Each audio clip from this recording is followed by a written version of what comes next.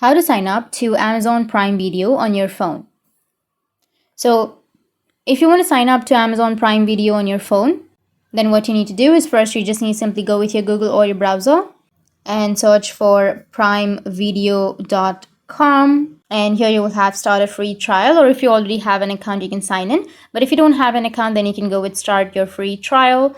And once you tap on that, it will take you to this kind of interface. Now you just need to simply go with create account, and from here you can create or sign up to Amazon Prime Video. So if you've already created an Amazon account, then you can sign into your Prime Video through that Amazon account. But if you don't have an Amazon account, then you can go with the first and last name and then your mobile number with the country code. You can use your email address instead of your mobile number also, and then create your password. And after that, go with verify phone number or verify email address, and you need to solve the puzzle, and also you'll receive a code. You need to enter the code or the OTP and verify, and your Amazon account will be created. So that's how you can sign up to your Amazon Prime Video on your phone. And if you have any questions, feel free to comment below. Thanks for watching.